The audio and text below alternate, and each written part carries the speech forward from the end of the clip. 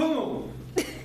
Cannon fire from Fort Murray, December 9th, 1775, just after dawn. Musket balls flying, cannonballs flying, smoke, men shouting. After the smoke cleared, you could see men lying dead on the bridge. What was happening? Well, it's the Battle of Great Bridge. Now, as a volunteer at the Great Bridge Battlefield Waterways and History Foundation and at the Norfolk County Historical Society, I'll take you back in time today as we explain why the British were in our city, what happened that day, and how it impacted our history in Virginia and the entire country. So, why were the British in Norfolk County, which is what Chesapeake was called then? Great Britain controlled the waterways and the 13 colonies. They controlled the land between the Albemarle Sound and the Chesapeake Bay.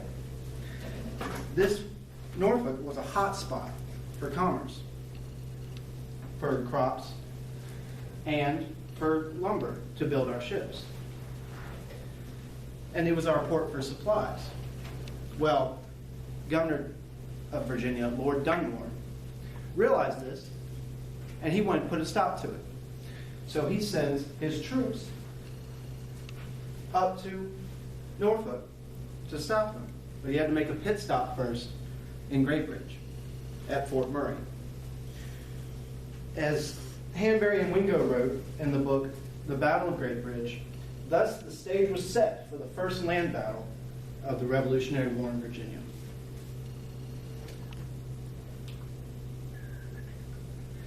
Okay. Now, right down the road, all the way down Cedar and hang a left on Battlefield, there's this little bar called Big Woody's. You might have heard of it.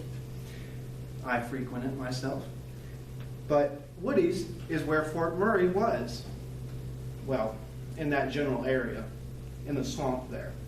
Actually, in 1775, Woody's was still a tavern called the 3 Ton Tavern.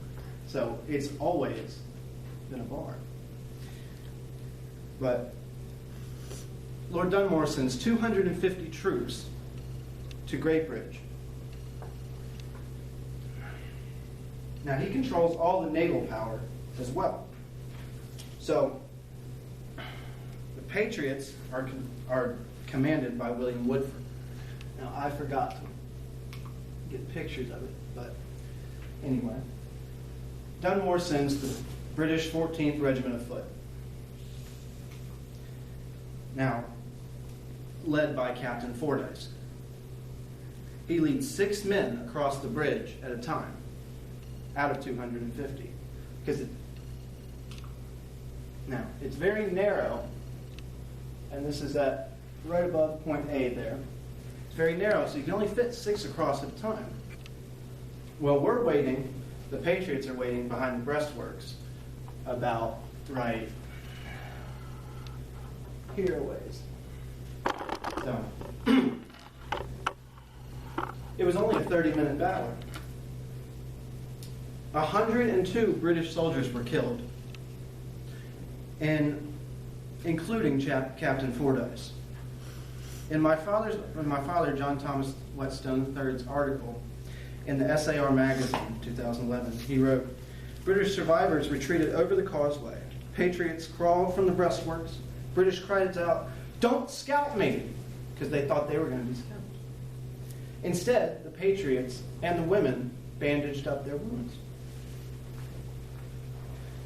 And the only casualty we had, one man was wounded in the thumb. That was it. So, and there's a photo of Fort Murray. Okay. So, the British coming led to an exciting day in Great Bridge. Many refer to it as a second Battle of Bunker Hill. This changed the battle from a rebellion to an actual revolution in America. And so, the seeds of democracy were sowed that day at the Battle of Great Bridge. Thank you.